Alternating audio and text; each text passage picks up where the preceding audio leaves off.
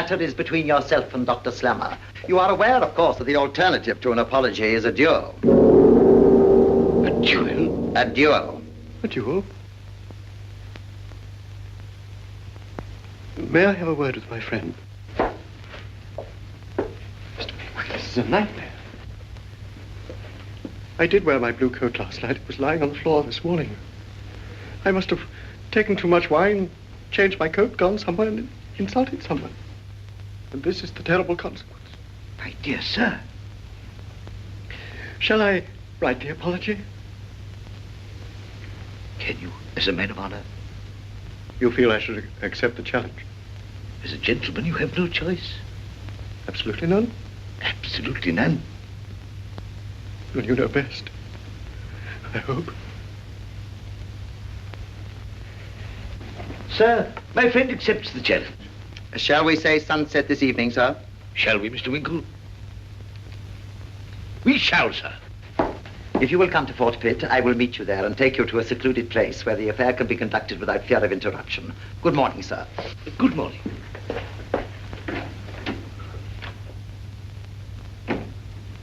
You will need a second, Mr. Winkle. Shall I? I should be honored to attend you. Thank you. Not at all. Because of friendship, sir.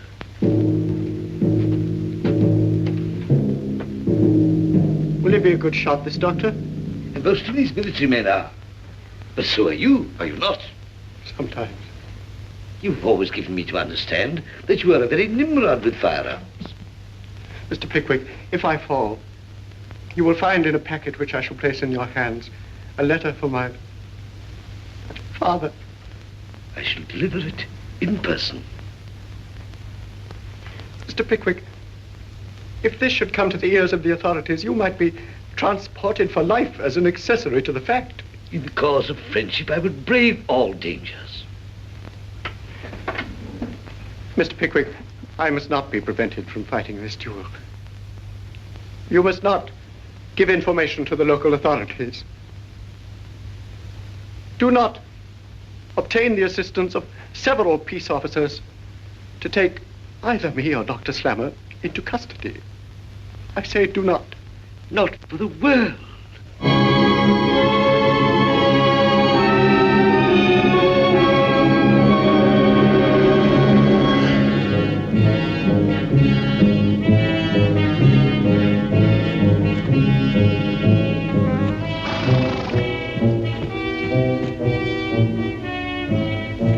There is nothing more to be said, I think, sir. An apology has been resolutely declined. Yes, sir, it has. They are loaded. Do you object to using them? Certainly not, sir.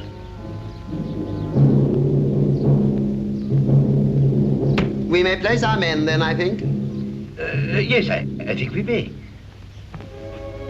Be calm, my dear fellow, and shoot only to wing him.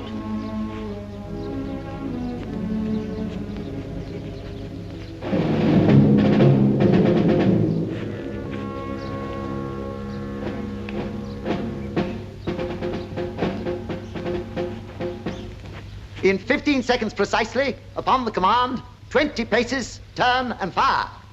1, 2, 3, 4. Are you sure you have that letter, Mr. Pickwick? Yes, yes, my dear fellow. Concentrate on the matter at hand. Who are you?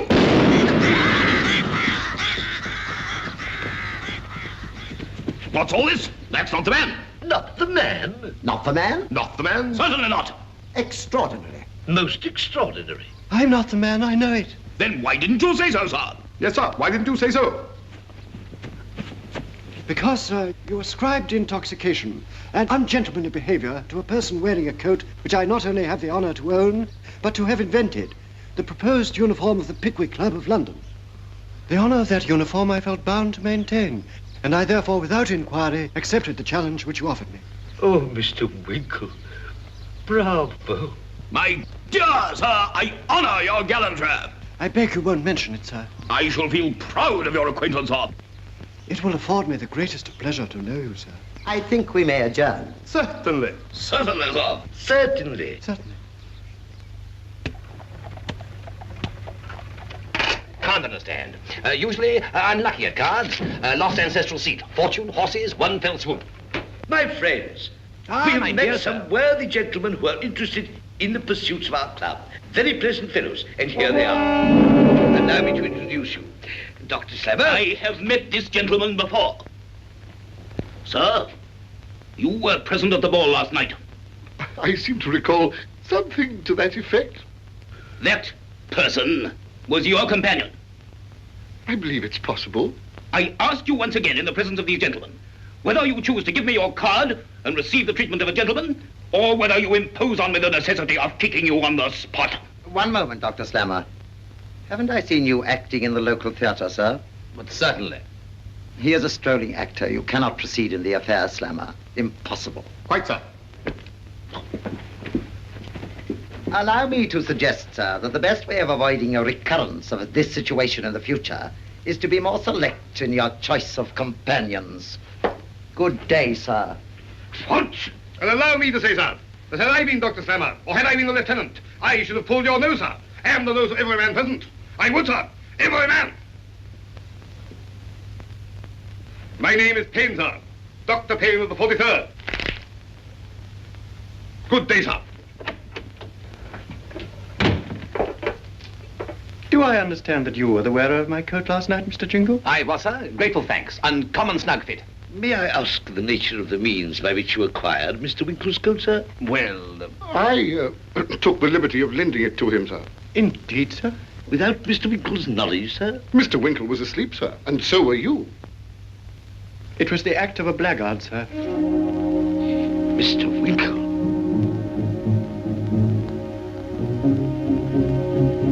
Sir, you have called my friend a blackguard.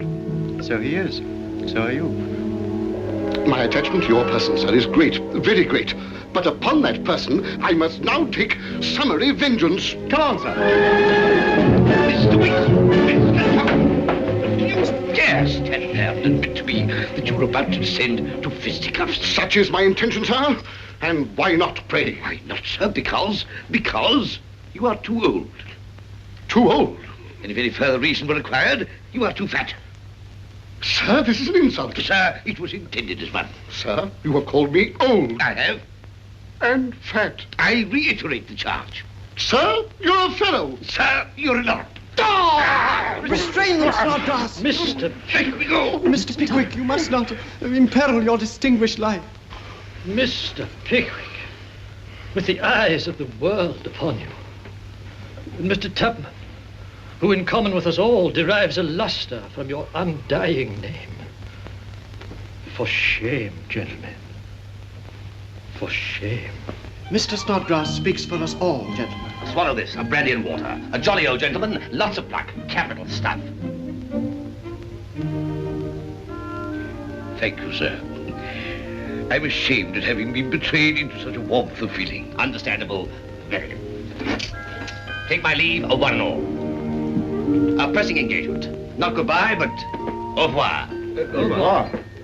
You're certain, gentlemen. Gentlemen, Mr. Jingle is the viper in our midst. Viper? Viper, sir. Nonsense, Winkle. Nonsense, Winkle. Nonsense, Winkle. Very well, then. We shall see. A riding mare and a pony cart for Mr. Pickwick.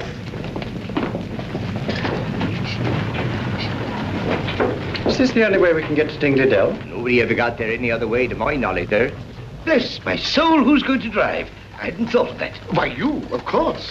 As quiet as a mouse, sir. A Hinford Nams could drive him. He doesn't shy, does she? Not if she met a wagon load of monkeys with their tails burned off. But who's going to ride the horse? Why, you, Mr. Winkle. You're the all-round sportsman of this expedition. You can ride a horse, I hope. Oh, naturally. Born in the saddle. But surely I'm depriving one of you other gentlemen of pleasure. No. Perish the thought. You're privileged, sir.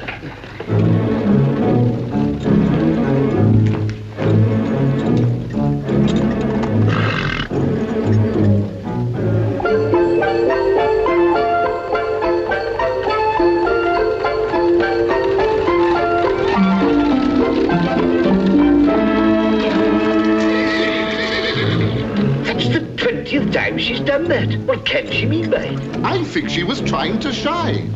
Then we must make her realize who is master. Mr. Winkle, have the kindness to retrieve my whip. I daren't let go these reins. Well, I daren't get off this horse. Come, come, sir.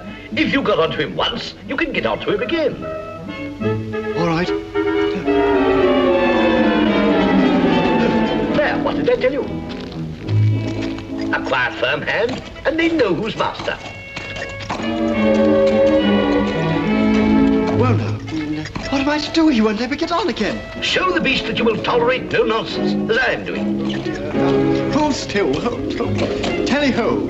Yoinks. Be quiet and firm. Well, he's the one that's being quiet and firm. You had better lead him till we come to a turnpike. Whoa!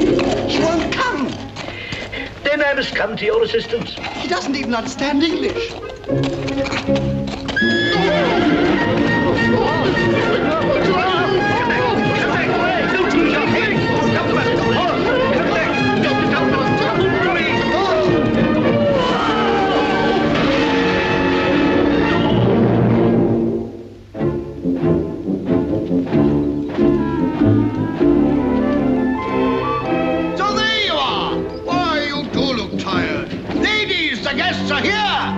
Have you been doing? So you've been spilt, eh? Not hurt, I hope, eh? Joe! Drat that boy, he's asleep again. Joe! Take that horse from the gentleman and lead it to the stables. My dear Mr. Pickwick, gentlemen, welcome to Dingley Dell. My daughters, gentlemen. How do you do? And that's my sister, Miss Rachel Wardle. She's a miss, she is, and yet she ain't a miss, eh, sir, eh? Lord, brother. Welcome to Dingley Dell, gentlemen. And now you all know each other. Let's be comfortable and happy, that's what I say. See what's going forward. We'll soon have you patched up in shipshape, but first of all you must come and meet my mother. Do you think my dear niece is pretty? Well, I should, if their aunt were not here. Oh, you naughty man. You were going to say that Emily stoops? I know you were, Oh, no, and so she does. It can't be denied. Oh, you quiz. What a sarcastic smile. I know what that smile means very well. Oh, do you? You mean you don't think Emily's stooping is as bad as Isabel's boldness? Oh, well, but she is bold. I'm sure I'd cry about it for hours together. But my dear brother is so good and so unsuspicious that he never sees it. I'm sure if he did, it would break his heart. Well. Look, I'm sure Auntie's talking about us. She looks so malicious. Is she? Auntie dear? Yes, my dear love? I'm so afraid you're going to catch cold. Do put your silk scarf round your dear old neck. You must take care of yourself. Consider your age. You considerate angel. Come into the house. That was Isabel. Oh, they obviously worship their aunt. Mr. Pickwick, mother. Oh? I can't hear you. Mr. Pickwick, Grandma. Ah, well, it won't much matter. But, He don't care for an old woman like me, I dare say. I assure you... Oh, Grandma, isn't she naughty? I assure you, madam, nothing delights me more than to see a lady at your time of life heading so fine a family and looking so well and so young.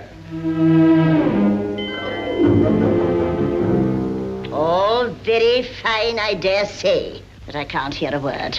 He was paying you a compliment, mother. Grandma's put out now, but she'll speak to you presently. Isabella, what a way to talk about your grandma. Young girls have such spirits. But not a monopoly of them.